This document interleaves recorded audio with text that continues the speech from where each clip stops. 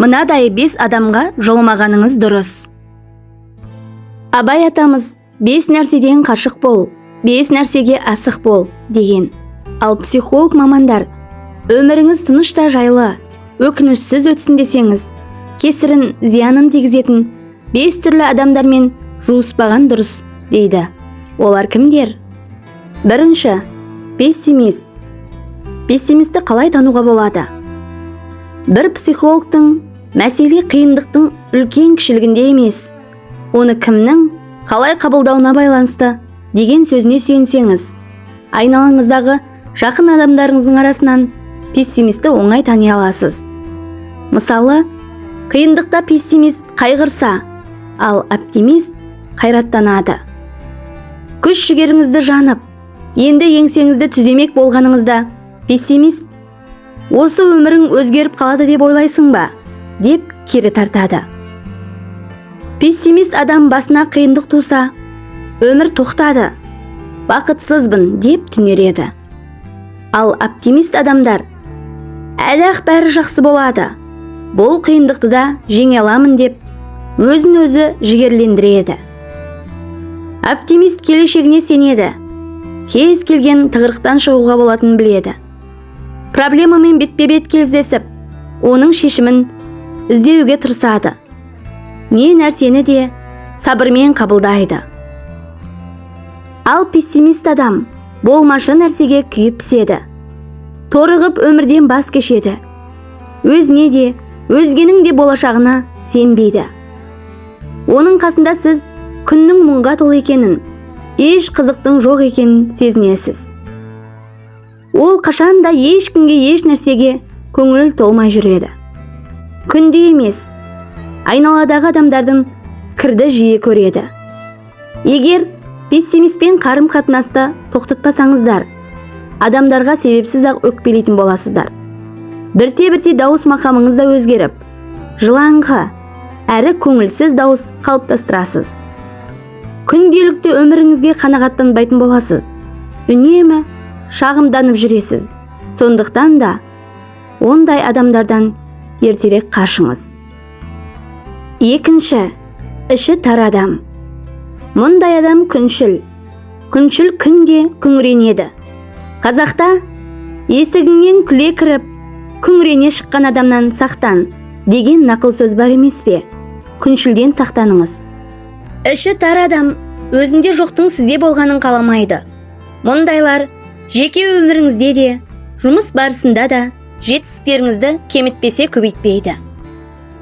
Бұрын қайырымды, мейірімді болсаңыз, күншілмен достасқалы, енді қанағатсыз, сараң, кінәмшіл бола бастағаныңызды аңғармай да қаласыз.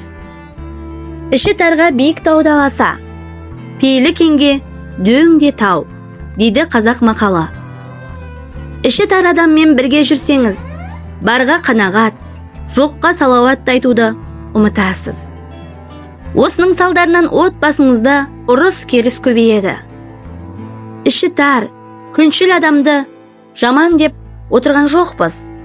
Мүмкін онда басқа да жақсы қасиеттер мол шығар. Бір ғана кемшілігі күншілдігі болар. Әйтсе де, мұндай адамнан аулақ болған жөн. Байланысты үзіңіз. Үшінші, өсекші. Өзге біреудің жеке өмірін талқылау, киген киімін сөз қылу, әрине біреулер үшін қызық-ақ. Тыңдаған да қызық шығар, бірақ оның ауруы сізге жұқпай қоймайды. Әділетсіз шешім шығару, іште сыр сақтамау, өзгенің ісінен бойынан кемшілік іздеп табуға, сізге қатысы жоқ мәселелерге мұрын сұғуға дағдыланатын боласыз. Ал бұл жақсы әдет емес.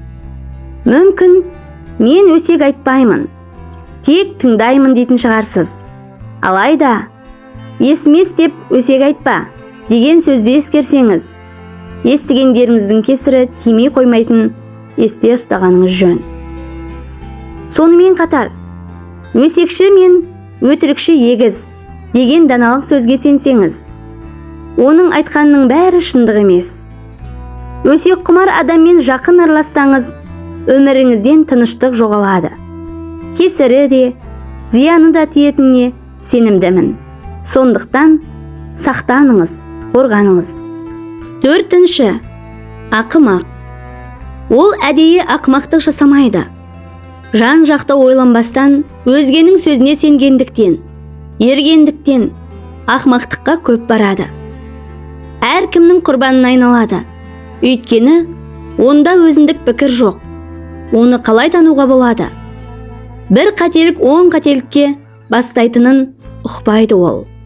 Сондықтан да үнемі бір келеңсіздікке душар боп, әркімнің алдауына, арбауына тез түседі. Мұндайлар басшылықты да, өз ата-анасын да, достарын да жамандап жүреді. Ол қатесін еш қашан түзетуге тырыспайды. Өйткені оныкі әрдайым дұрыс. Өзінікін бұрысқа санамағандықтан, мойындамағандықтан қателігі көбейе береді. Ақымақты да жұқпалы ауруға ұқсатуға болады. Олар өз проблемасын басқаға жұқтырады. Оның қасында жүрсеңіз, жоқ жерден проблема тауып аласыз. Оған ақыл айтып, уақыт шығындамай-ақ қойыңыз. Ақымақ адасқан ұқпайды, және өзінің қателігі үшін басқаларды кінәлайды. Қатесін мойындамайды және сіздің ақылыңызды да тыңдамайды. Тыңдаған сыңай танытқанымен бәрібір өз дегенін істейді. Сөйтеді де, сені тыңдап едім, нәтижесі не болды? Сен кінәлісің деп жазғырып шыға келеді. Қазанға жолама, күйесі жұғады деген.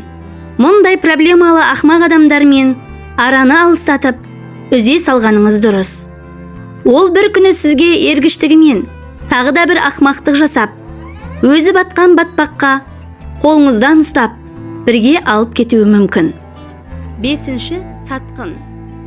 Біліп қойыңыз, бір рет сатқындық жасаған адам, екінші рет тағы да опасыздық жасайды. Таспен ұрғанда аспен ұрамын. Опасыздығы туралы ойландырамын. Ұялсын деп қателеспеңіз. Олай уақытыңызды, қуатыңызды шығындамай қойғаныңыз жөн. Өз іс-әрекеті туралы ойланып, қорытынды шығаратын немесе түзеленетін адам өте сирек. Одан да мұндай адаммен араласпауды ойланыңыз. Ал құрметті оқырман, мынау 5 күн жалғанда өмірде бәрімізде жақсылыққа ұмтыламыз. Бақытты, табысты болғымыз келеді.